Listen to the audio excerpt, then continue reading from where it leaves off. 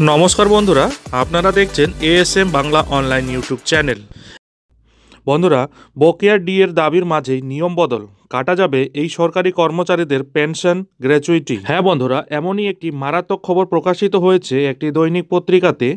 সম্পূর্ণ বিষয়টি আলোচনা করব এই ভিডিওর মাধ্যমে, তাই ভিডিওটি স্কিপ না করে শুরু থেকে শেষ পর্যন্ত অবশ্যই দেখুন এবং চ্যানেলে নতুন হলে চ্যানেলটিকে সাবস্ক্রাইব করে বেল আইকনটি বাজিয়ে অল নোটিফিকেশন অন করে দিন। বন্ধুরা, আপনারা জানেন গত অক্টোবরে দুর্গাপুজোর সময় কেন্দ্রীয় সরকার তার সরকারি কর্মচারীদের মহার্ঘ ভাতা বাড়িয়েছিল 4%।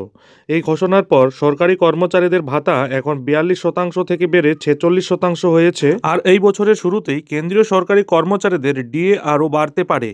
এই আবহে মহার্ঘ ভাতা বেড়ে 50% ছুলেই বাড়বে বাড়ি ভার ভাতাও। এরই মাঝে সপ্তম বেতন কমিশনের অনুযায়ী 18 মাসের বকেয়া ডিএর দাবি জানিয়েছে সরকারি কর্মচারী সংগঠন। কর্মীদের দাবি, অর্থ সংকটের কারণে তখন ডিএ বন্ধ হয়েছিল, তবে ভারতীয় অর্থনীতি এখন সামনের দিকে এগিয়ে চলেছে।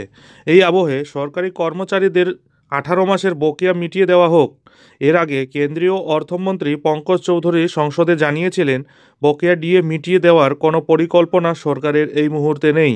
এরই মাঝে রিপোর্টে দাবি করা হলো, সম্প্রতি কেন্দ্রের তরফ থেকে একটি বিজ্ঞপ্তি জারি করে সরকারি কর্মচারীদের পেনশন এবং গ্র্যাচুইটি সংক্রান্ত নিয়ম বদল করা হয়েছে। সেন্ট্রাল সিভিল সার্ভিস রুলস 2021 এর 8 নং বিধিতে সংশোধন আনা হয়েছে।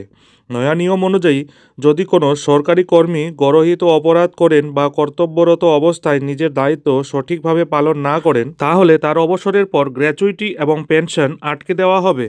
এদিকে শীঘ্রই আরও এক দফায় ডিএ বাড়তে পারে সরকারি কর্মচারীদের, আর তা হলে সরকারি কর্মচারীরা আরও একটি উপহার পেতে পারেন ডিএর সঙ্গে। নিয়ম অনুযায়ী কেন্দ্রীয় সরকারি কর্মচারীদের হাউস রেন্ট অ্যালাউন্সে সংশোধন করা হয় মহার্ঘ ভাতার ভিত্তিতে। বর্তমানে 27, 18, 9% হারে এইচআরএ পান সরকারি কর্মচারীরা। গণমাধ্যমের খবরে বলা হয়েছে, বাড়ি ভাড়া ভাতা পরবর্তী সংশোধিত সর্বোচ্চ 3% বৃদ্ধি হতে পারে। সর্বাধিক এইচআরের হার 27% থেকে বাড়িয়ে 30% করা হতে পারে। যাদের ভাতা 18% তারা 20% হারে এইচআরএ পাবেন এবং যাদের এইচআরএ 9% তাদের বেড়ে 10% দাঁড়াবে। উল্লেখ্য, এইচআরের ক্ষেত্রে 3টি ভাগে শহরগুলিকে ভাগ করা হয়েছে। এই ক্যাটাগরির নিরিখে এইচআরএ দেওয়া হয়। এক্স ক্যাটাগরির শহরের বাসিন্দা কেন্দ্রীয় সরকারি কর্মচারীদের জন্য 27% এইচআরএ, ওয়াই ক্যাটাগরির জন্য 18% এবং জেড ক্যাটাগরির জন্য 9% হারে এইচআরএ দেওয়া হয়ে থাকে।